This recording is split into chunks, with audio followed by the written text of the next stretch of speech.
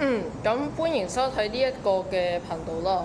咁我就係大眾演室總監嘅張祖峰啦，同埋沙群組嘅副總統張祖峰啦。咁我今日要講嘅要點，首先第一啦，大家都覺得呢個嘅大眾演室呢，好似啲管理員唔係好做嘢喎，但係其實唔係唔做嘢㗎。我要喺嗰個大眾演室管理員嘅群組嗰度，要去提醒佢哋啦，不時去。咁佢哋有啲人甚至係上咗線之後係唔處理嘅。咁我嚟緊都會加緊去打電話俾佢哋啦。係啦，無論佢哋係咪得閒，總之佢哋做呢個嘅職位都係要去幫手處理嘅。咁至於第二樣嘢啦。阿葉咧就利用呢個嘅死亡嗰啲嘅字眼去恐嚇啲人生日會啦。咁生日群組嗰啲嘅管理員咧就收到阿葉佢咁講喎，包括有粗口字眼嘅當中。咁阿葉佢仲要話係冇人參加你哋嘅生日會啊，咁樣。我個人就唔認為會係咁樣嘅，因為咧我哋就嚟搞第9屆嘅生日會㗎啦，7至9月已經係第9屆㗎啦。我唔相信會係咁。除此之外，每一個生日會都有 over 10零20個成員去出席嘅。咁我對此係感到高興嘅。當然係越多嘅生日群組成員係去參加呢個嘅生日會，咁我覺得係好嘅。咁希望大家係繼續支持呢個嘅生日會。嗰個嘅議會琴日就實施咗一個政策，就係話生日群組管理員唔可以同時入委任大眾演室管理員。我對呢樣嘢係十分反對嘅。咁因為咧，除咗阿黃浩然啦，同埋阿李欣豪咧，佢哋兩個係委任唔到，同時委任唔到啦。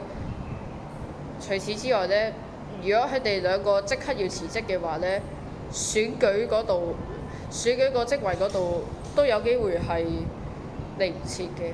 所以我係十分反對呢樣嘢咧，係去施加呢個嘅規則嘅。同埋我發現佢哋唔係因為委任兩個嘅室嘅管理員啦，要變成咁嘅，因為佢哋根本就冇上線。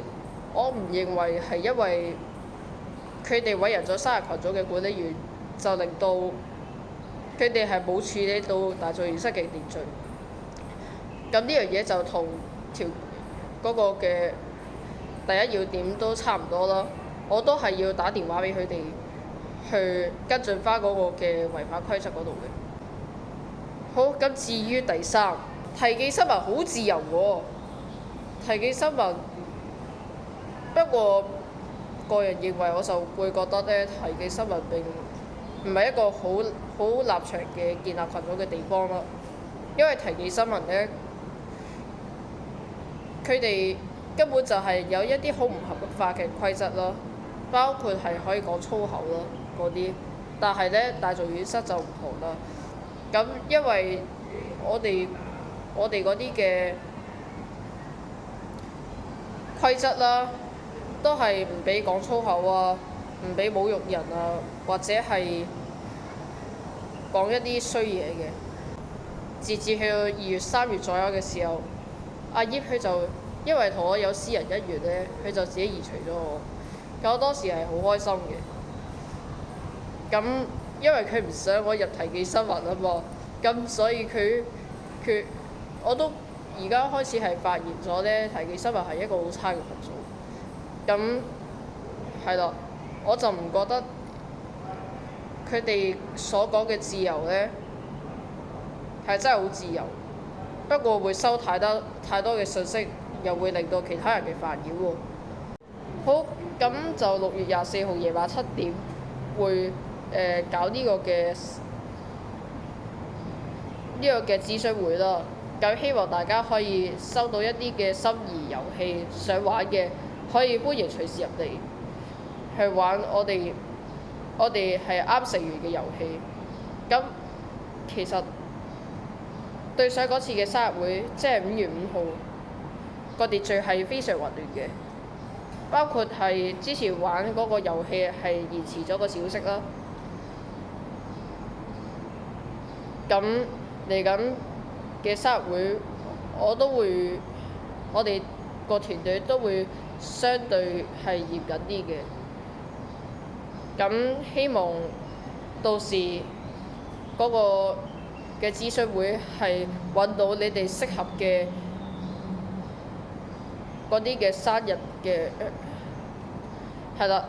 咁總之睇下你哋會唔會中意嗰個遊戲，咁就先到先得喎。到時可能會搞一個投票，邊個最多人想玩嘅遊戲，咁到時係好歡迎大家出席嘅。好，咁今日嘅要點就講到呢度。